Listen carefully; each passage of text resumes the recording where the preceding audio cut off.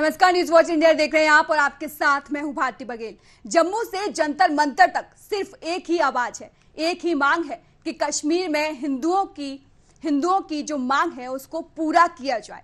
लेकिन कश्मीर हिंदुओं को देखा जा रहा है कि उनको टारगेट किया जा रहा है और ये टारगेट किलिंग रुकने का नाम नहीं ले रही, जिसको लेकर जंतर मंतर पर विरोध प्रदर्शन किया गया। वही हमारे संवाददाता निशांत चतुर्वेदी ने उनसे बातचीत की, ये रिपोर्ट देखिए। रिलोकेशन हमारे लिए वहाँ कोई जगह नहीं है। जो पाक स्पॉन्सर्ड टेररिज्म है, जो पाकिस्तान के इशारे पे चलते हैं, देखिए हिंदुओं को वहाँ मारा जाए, खत्म किया जाए, वो पाकिस्तान के चमचों को बर्दाश्त नहीं हुआ कि कश्मीर घाटी के अंदर डेवलपमेंट हो रही है। तो लोकल चाहता नहीं था 370 हटे। क्यों? क्योंकि वो चाहते थे हम पाकिस्तान से मिले।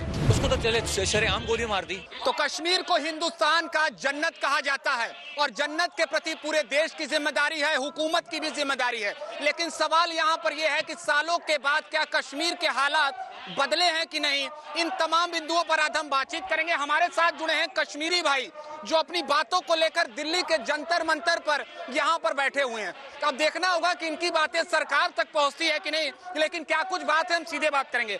भाई साहब, रीलोकेट की आप बातें कर रहे हैं, लेकिन और क्या कुछ विषय है जिसको लेकर आप सभी यहाँ पर? देखिए, विषय तो एक ही है। सबसे पहले जान का खतरा। जब तक देश का हर एक नागरिक जब सुरक्षित फील करता है किसी जगह, तभी वो वहां पर रह सकता है। जब हमारी सरकार सुरक्षा सुनिश्चित नहीं कर सकती है, हमारे परिवारों की सुरक्षा सुनिश्चित नहीं कर सकती है, जो देश प्रेमी लोग हैं, जो नेशनलिस्ट फोर्सेस है, जो देश में कश्मीर घाटी के अंदर तिरंगा लहराते हैं, जो नेशनलिस्ट फोर्सेस है, देश प्रेमी लोग हैं, अगर उनकी सुरक्षा सरकार सुनिश्चित नहीं करती है तो वहां पर रहना हमारे लिए मतलब उचित नहीं है। हम चाहते हैं कि सरकार हमारी सुरक्षा को सुनिश्चित करे और हमारी जानों को, परिवार को सुरक्षित करे।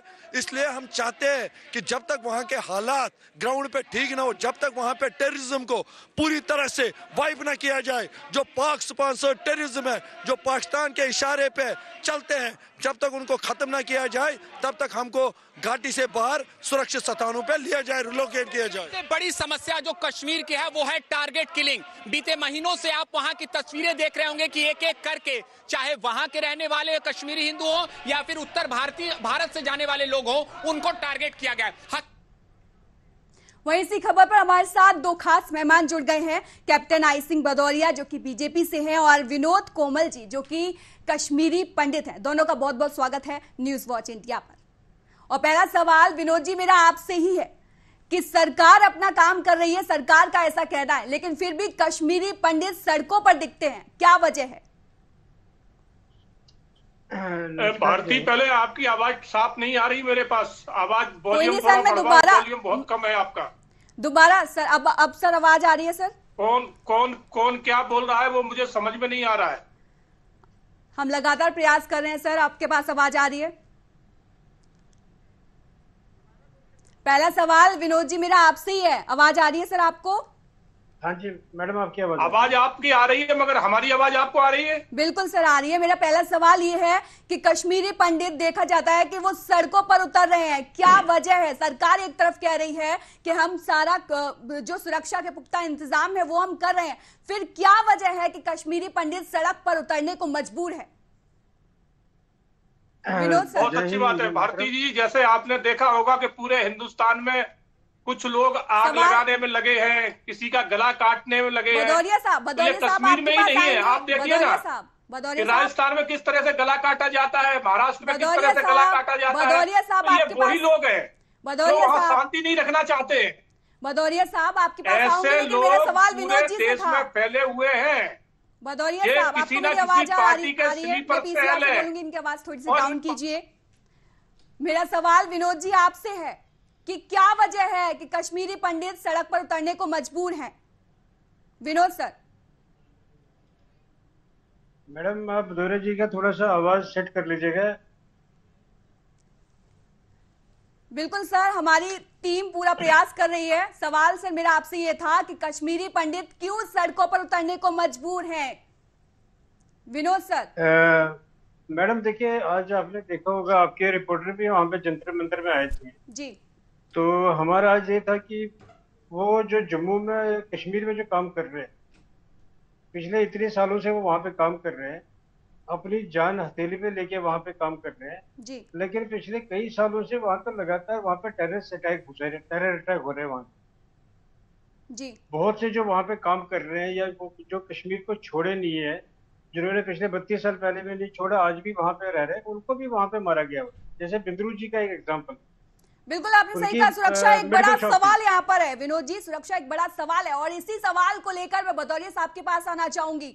भदौरिया साहब, आप कहते हैं कि आपकी सरकार लगातार सुरक्षा के लिए वहां पर काम कर रही है, फिर भी आतंकवाद क्यों खत्म नहीं हो रहा सर? 370 तो आपने खत्म कर दिया, लेकिन आतंकवाद कब खत्म होगा, यह सवाल है। भदौरिया साहब, भदौरिया साहब, आपको मेरी आवाज आ रही है? चलिए वापस विनोद जी के पास जाना चाहूंगी मैं। विनोद जी, जैसा कि हम देख रहे हैं कि 1990 की जो तस्वीर थी वो 2022 में दोबारा दोहराई जा रही है और हम सभी जानते हैं कि कश्मीर में पिछले दिनों से टारगेट किलिंग को लेकर जो समस्याएं बनी हुई हैं, जो सवाल खड़े हो रहे हैं, लेकिन एक जानना अलग बात है और एक आंखों से देखा मंजर अलग बात है। आपने देखा होगा कश्मीरी पंडितों की हालत, वो आप हमें बताना चाहेंगे सर? विनोद सर। मैडम, आज आपके एग्जाम्पल बताता हूँ। आज जंतर मंतर का मालूम है, वहां पे प्रदर्शन था। बिल्कुल सर, जंतर मंतर पर विरोध प्रदर्शन किया गया, लेकिन कश्मीर में जो कश्मीरी पंडितों की जो हालत है सर, कश्मीरी पंडितों की जो हालत है वो, उससे आप बहुत अच्छे से वाकिफ हैं सर, वो कुछ बताइए सर, आप हमें, देश जानना चाहते हैं।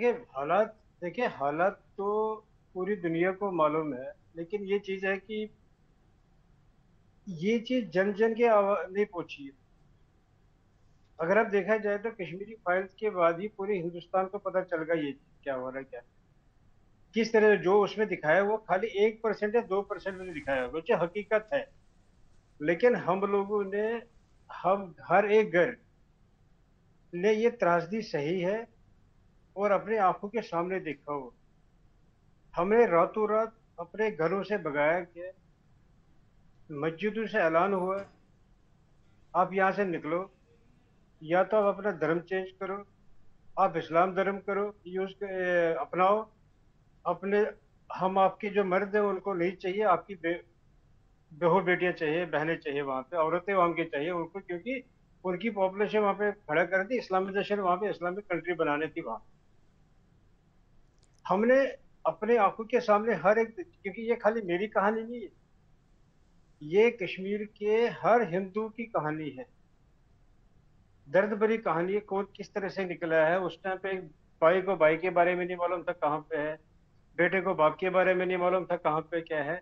जम्मू आने के बाद हम लोगों ने किस तरीके से दिन निकाले, इतने साल 32 साल हम लोग दर दर भटके हैं, टेंटू में लोग मरे हैं वहां पे, खाना खाने के लिए लोगों के पास पैसा नहीं था, कोई एवेन्यू नहीं था, कुछ नहीं था।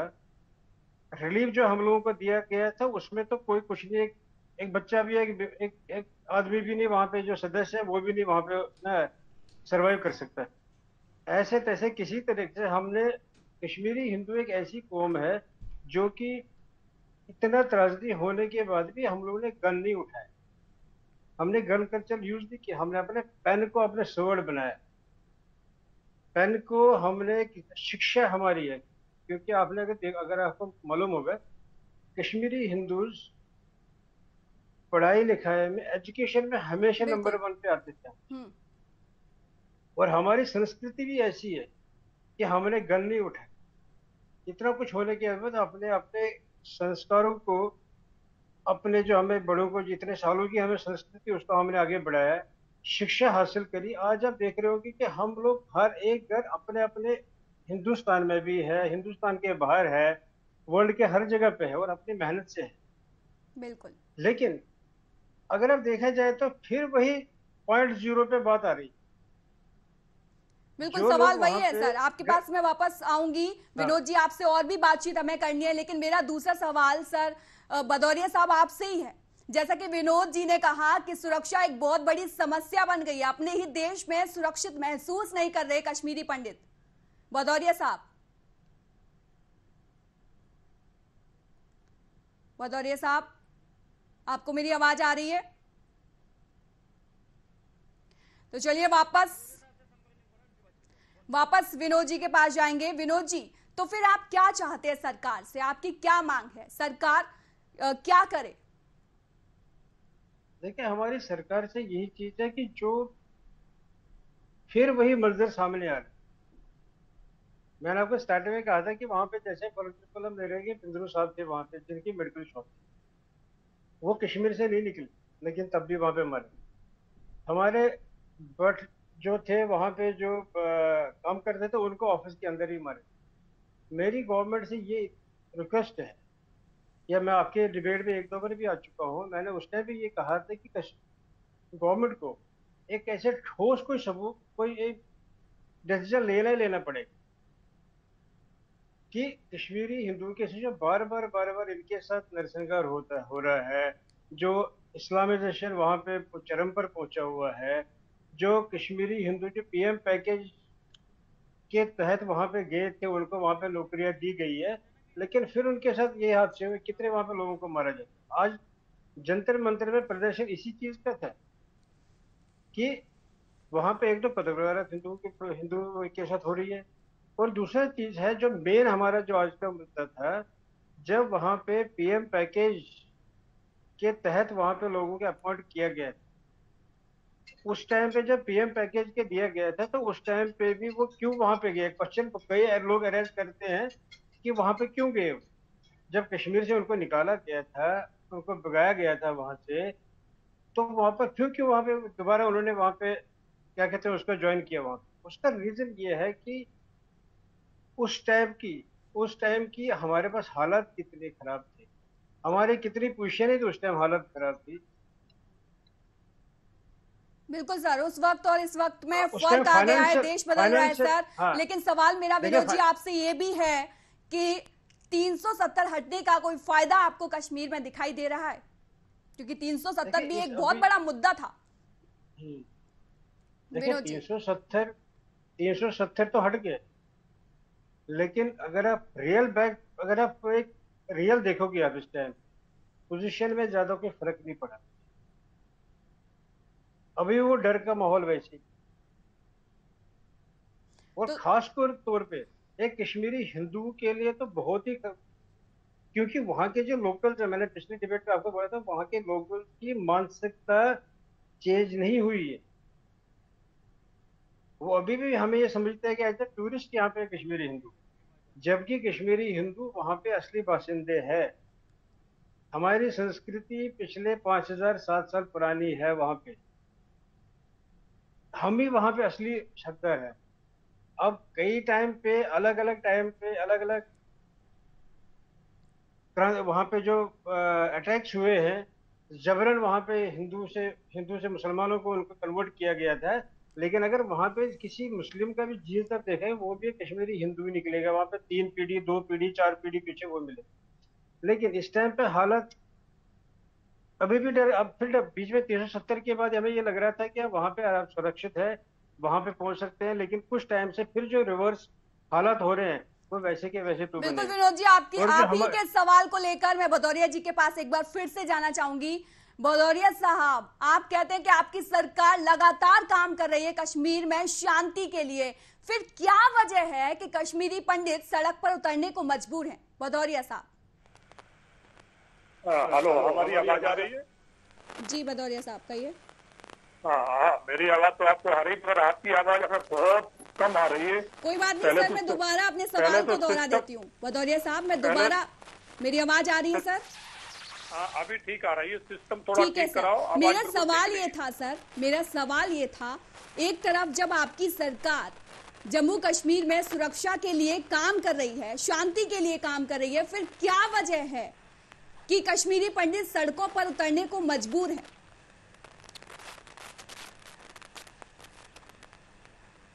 भदौरिया साहब जी, क्या वजह है सर, कश्मीरी पंडित सड़कों पर उतरने को क्यों मजबूर हैं?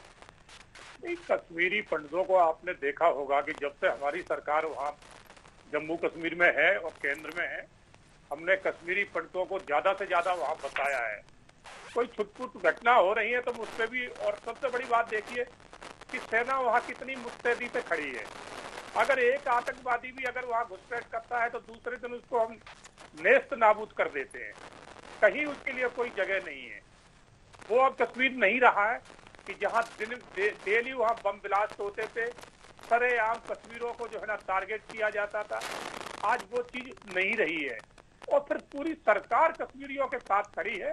तो थोड़ा सा धैर्य का परिचय कश्मीरियों को भी देना पड़ेगा, क्योंकि जब सरकार आपके साथ है, आपके बिल्कुल कंधे से कंधा मिला के खड़ी है, और जिस तरह से हमने आतंकवादियों को वहां नेस्त नाबूद किया है, इतना जब से सन 80 से मैं देख रहा हूं कि ये हालात है वहां कभी नहीं रही है। पहली बार जो भारतीय जनता पार्टी की सरकार है तो हमने माहौल वहां अच्छा किया है, जो आज वहां बम ब्लास्ट नहीं हो रहे। बॉर्डर का पाकिस्तान हिंदुस्तान का वहां बॉर्डर इस तरह का है कि वहां सीमा पता नहीं चलती कब कहां खत्म हो रही हो। सर आपकी बात एकदम सही है सर, लेकिन हम जो देख रहे हैं कि पिछले दिनों से टारगेट किलिंग जो हो रही है, एक के बाद एक कश्मीरी पंडित या कश्मीरी हिंदुओं को टारगेट किया जा रहा है सर, एक बहुत बड़ा सवाल अपने आप में खड़ा हो जाता है सर। भारतीय टारगेट किलिंग हो कहां नहीं रही है, आप ये बताइए। ये तो स्लीपर सेल है, पूरे हिंदुस्तान में फैले हैं, और ये विपक्षी पार्टियों के स्लीपर सेल है। ये कोई कश्मीर में नहीं हो रहा है। अभी आपने उदयपुर में नहीं देखा, गला काटा गया वहां खुलेआम। महाराष्ट्र में गला काटा गया, और भी जगह जगह धमकियां मिल रही है। तो ये तो विपक्षी पार्टियों के स्लीपर सेल है, जिनके हाथ से सत्ता दूर दूर अब उन्हें नजर नहीं आ रही है। तो वो इस चीज का सहारा ले रहे हैं, वो इन आतंकवादियों का सहारा ले रहे हैं, वो इस तरह का जो है ना उग्रवाद और टेररिस्टवाद फैला रहे हैं। वो नहीं चाहते कि हिंदुस्तान में शांति रहे। तो ये पूरी रणनीति विपक्षी पार्टियों की है। आप ये मत कहिए कि वहां पर चुनिंदा कश्मीरों को ही जो है ना टारगेट किया जा रहा है। टारगेट तो उदयपुर में भी हुआ है। बिल्कुल सर, आप जो कह रहे हैं वो भी बात सही है, लेकिन आपने एक बात कही कि विपक्ष ये सब कर रहा है, तो विपक्ष से निपटने की जिम्मेदारी सर किसकी है? आप ही की तो है सर, आप ही की सरकार है, तो जिम्मेदारी भी तो आपकी हुई निपटने की। क्या कुछ रणनीति बनाई है सर आपने? विपक्ष से हम निपट रहे हैं ना, जनता निपटा रही है धीरे धीरे। सर जनता निपटाएगी वो अलग पहलू है सर। मेरा सवाल आपसे ये है कि आप क्या कर रहे हैं सर, आपने क्या रणनीति बनाई है इन सब से निपटने के लिए, विपक्ष से निपटने के लिए? आपकी सरकार ने क्या किया? आपको भारतीय थोड़ा आपको शायद इतना ज्ञान नहीं है। विपक्ष के ऊपर सत्ता पक्ष गोली नहीं चलाएगी। जो राजनीतिक पहलू, जो संविधान के जो तरीके हैं, उन्हीं से विपक्ष से निपटा जाएगा। नहीं ये तो, और हमारे जो हिंदुस्तान में जो संविधान में लूप होल सर, मेरे ज्ञान को तराजू में तोल रहे हैं वो बात अलग है सर। बेशक मेरी उम्र कम है सर, लेकिन मेरे तजुर्बों से मेरी उम्र बहुत है। सवाल सर मेरा ये है कि 1990 के बाद से 2022 में भी यही हालात बने हुए हैं। 1990 वाली तस्वीर 2022 में फिर से यही दिख रही है सर। इससे निपटने की जिम्मेदारी तो सर आपकी है ना सर। दिख रही है आपको? कहाँ दिख रही है? सरकार की जिम्मेदारी है ना सर। सर 1990 वाले हालात 2022 में दोबारा दिख रहे हैं, तो इससे निपटने की जिम्मेदारी तो सर सरकार की है ना सर। ये आपको दिखाई दे रही है, बाकी आम जनता को तो दिखाई नहीं दे रही है कि 90 वाले हालात। 90 में तो वहां बम ब्लास्ट होते थे, सेना के ऊपर फायर होती थी, सेना के 2-4 जवान मारे जाते थे। बिल्कुल सर, हमारे साथ तो कश्मीरी पंडित विनोद जी भी हमारे साथ मौजूद हैं। सर हम उन्हीं से पूछ लेते हैं कि कश्मीर के हालात क्या है। विनोद जी, पंडित में तो बहुत से ऐसे हैं जो उन्हीं लोगों के साथ में खड़े हैं।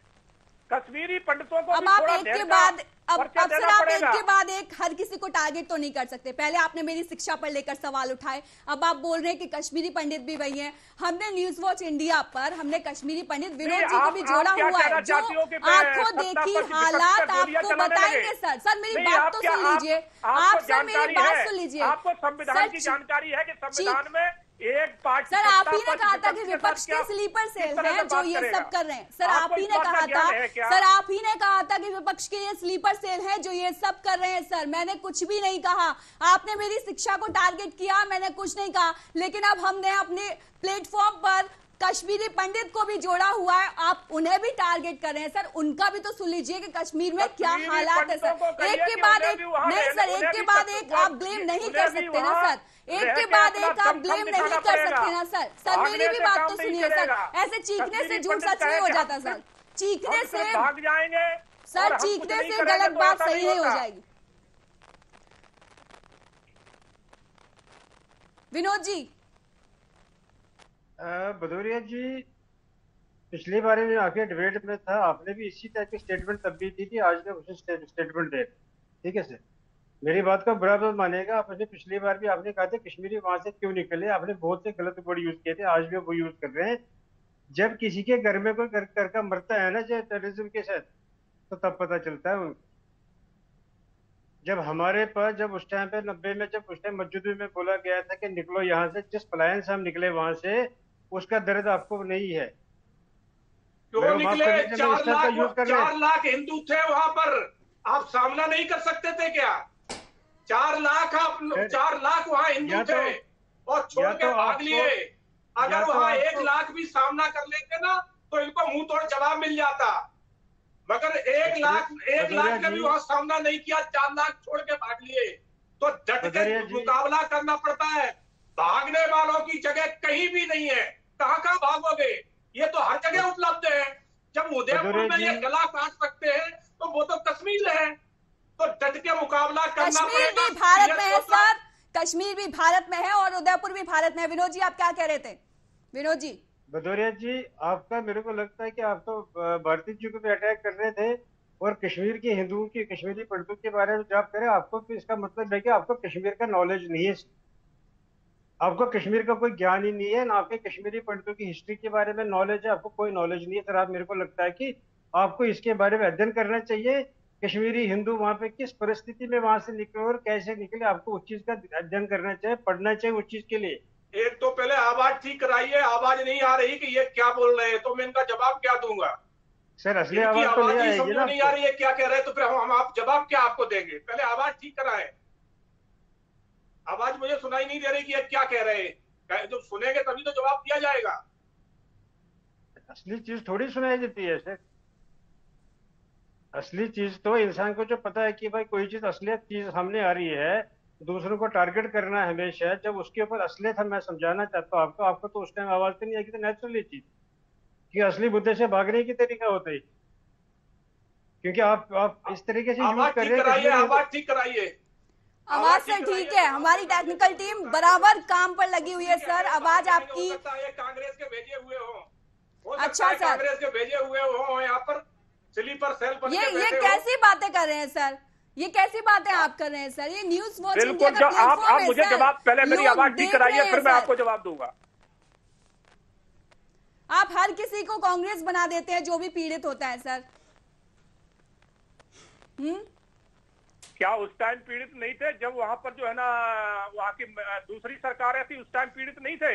हमेशा विवादित टिप्पणियां देते हैं सर। आज पूरी सरकार साथ में खड़ी तो पीड़ित है, पूरा सुरक्षा बल इनके साथ खड़ा है तो पीड़ित है।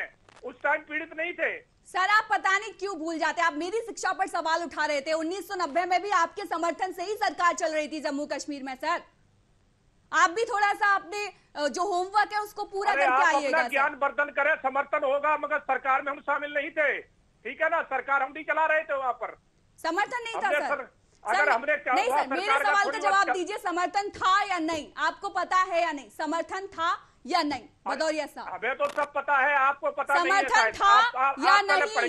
मेरा सवाल सिर्फ इतना है, समर्थन था 1990 में या नहीं? आपको ज्ञान नहीं है, आपको बिल्कुल सर, सारा ज्ञान आप लेकर बैठे हैं, मेरे पास बिल्कुल ज्ञान नहीं है। मैं तो यहाँ पर यूं ही बैठ गई हूँ। पहले एंकरिंग करना सीखिए। बिल्कुल, एंकरिंग करना नहीं आ रहा है, एंकरिंग करना सीखिए। कश्मीरी पंडित, आपने बोला कि कश्मीरी पंडित क्यों भागे, तो उसमें आपकी भी तो, सरकार की भी तो बनती है, सेना है, सरकार है, वो कब काम करेगी सर? ठीक कराइए, आवाज सर ऐसे ही जाती रहेगी सर, इसी तरह से जब भी आपसे सवाल पूछा जाता है आवाज आपकी चली जाती है सर।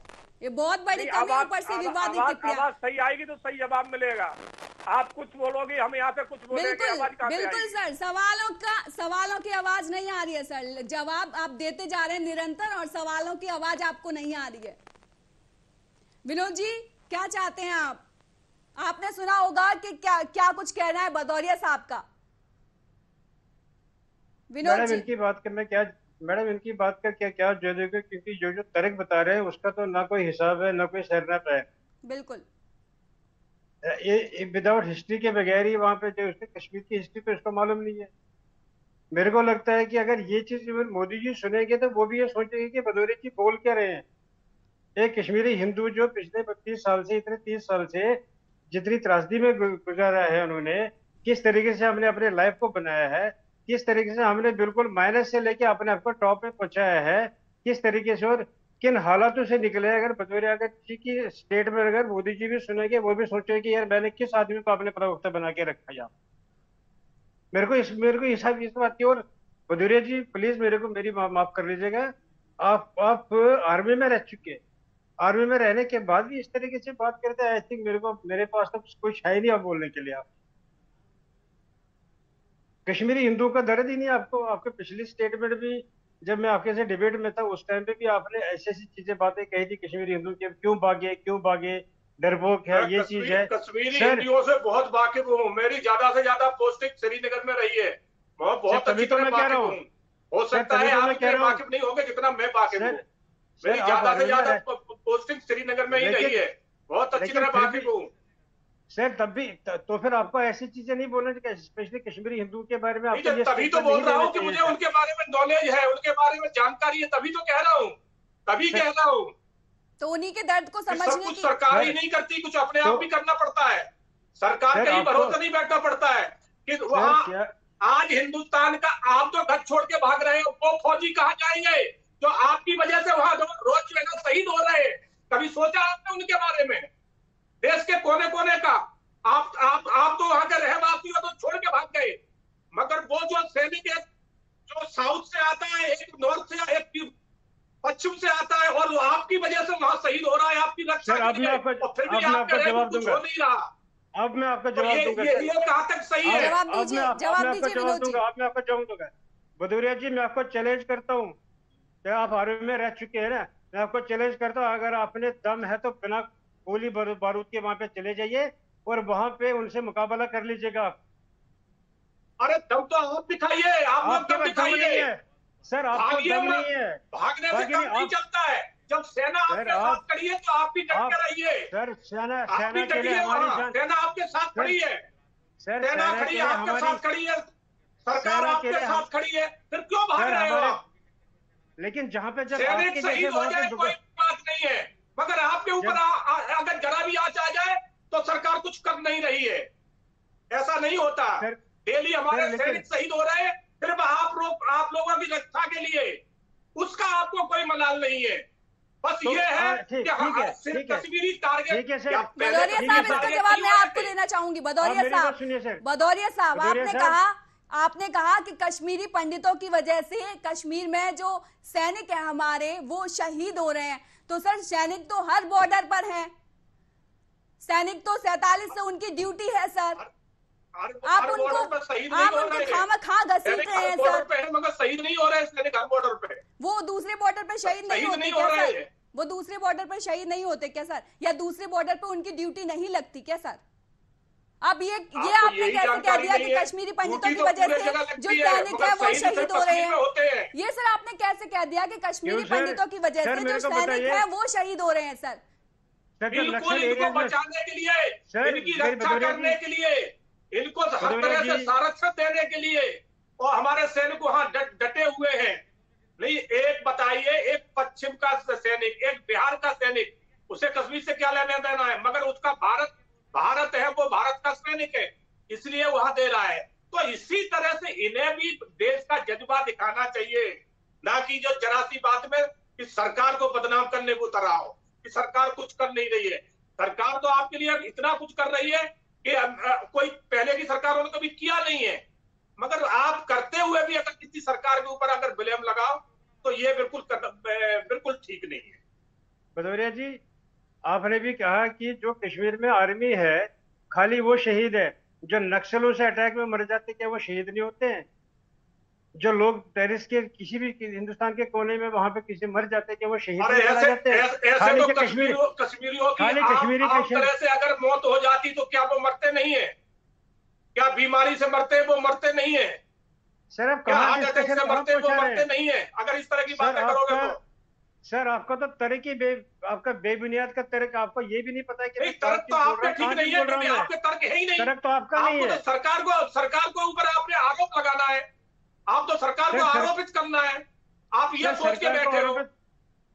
सरकार का आरोपित, सरकार बहुत अच्छा काम कर रही है और करती रहेगी आगे। सरकार अपने फर्ज से कहीं पीछे नहीं है, और फिर भी आप लोगों को लगता है कि सरकार नहीं कुछ कर रही, तो फिर आप जो कर सकते हो करिए आप। सर जो भी हमने करना है हम कॉन्स्टिट्यूशन के अंडर करेंगे, आपके जैसे बेहूदे बातें नहीं करेंगे। सरकार तो कर ही रही है, सरकार कमी नहीं छोड़ रही हो, ना छोड़ेगी, और ना ही सैनिक आपके लिए कोई कमी छोड़ रहा है। फिर भी अगर बदनाम कर रहे हो तो फिर कुछ करके दिखाइए ना, कि खाली बदनाम करना जानते हो। सर जो कश्मीरी जो हिंदुस्तानी है, जो इनके दिल में ना हम कश्मीरी ने उस टाइम पे 90 पे भी जो हमारे बड़े बड़े लीडर्स बीजेपी में शामिल थे, अभी भी हम बीजेपी में शामिल है, लेकिन अगर सरकार कहीं पे गलत है, हमारे हम लोगों को मर रहे हैं। अभी जो कश्मीरी पंडित पीएम पैकेज वाले हैं वो रिलोकेशन की बात कर रहे हैं, वो मर रहे हैं वहां पे, तो क्यों नहीं गवर्नमेंट उनको कोई सोल्यूशन दे रहा है आपको? उल्टा तो आप तो वहां पे कश्मीरी हिंदुओं को कटघरे में खड़ा नहीं कर रहे हैं, उन्हीं को इल्जाम लग रहे हैं भगोड़े हैं, वहां से क्यों भागे हैं? आप जाके वहां पे बिना गन जाके वहां पे घूमिए ना, बिना सिक्योरिटी के बगैर घूमिए वहां पे, देखता हूँ फिर आप कैसे रहेंगे। आप में दम ही नहीं है वो चीज, आर्मी में रहने के बाद भी आपको दम नहीं है वहां पे अकेले जाए और जाए वहां पर, यहाँ पे बहुत बड़ी बड़ी बातें करते हैं। हमारे जनता रह रही हो, आप बहुत रह रहे हैं, थोड़े नहीं रह रहे, बहुत रह रहे हैं, बहुत हिंदू रह रहे हैं, बहुत हिंदू रह रहे हैं। सिर्फ आप लोगों को बहाना चाहिए सरकार को टारगेट करने का। बहुत हिंदू रह रहे हैं, अकेले आप लोग ही नहीं है, आज भी बहुत हिंदू वहां रह रहे हैं और बड़ी तरीके से रह रहे हैं। सरकार पूरा ख्याल रख रही है, मगर आपको तो सरकार के ऊपर टारगेट करना है, कितने रह रहे हैं? सर कितने रह रहे हैं? आरोप लगाना है, आप लोगों की सोच बन चुकी है। सर कितने रह रहे हैं? मेरे को बता देंगे कितने रह रहे हैं? आपने काउंट करा क्या वहां पे? बिल्कुल नहीं करा है, हम तो रोज ही देख रहे हैं वहां पर। कहाँ नहीं है? कश्मीर में चप्पे चप्पे में हिंदू है, कहाँ नहीं है? हर जगह हिंदू रह रहा है, चप्पे चप्पे पे हिंदू है, बिल्कुल रह रहा है, जगह जगह हिंदू रह रहा है। भदौरिया जी मैं तो आपको ये कहूंगा, जब भी आप किसी डिबेट पे आते हैं ना, पहले मैं पूरा अरे वो आप करके आइए, आपको जरूरत है, हमें जरूरत नहीं है, मेरे को करने की जरूरत नहीं है। झूठ आपको बोलना है, हमें झूठ नहीं बोलना है, झूठ आपको बोलना है, आप करके आइए। आप झूठ बोलना है, आगे आपको सरकार को ब्लेम करना है, क्योंकि आप किसी ना किसी का माइंड लेके आते हो। चलिए समय खत्म हो गया है। भदौरिया साहब और विनोद जी समय खत्म हो गया। आप दोनों का बहुत बहुत शुक्रिया न्यूज वॉच इंडिया से जुड़ने के लिए। फिलहाल इस बुलेटिन में इतना ही। देश और दुनिया की तमाम खबरों के लिए देखते रहिए न्यूज वॉच इंडिया।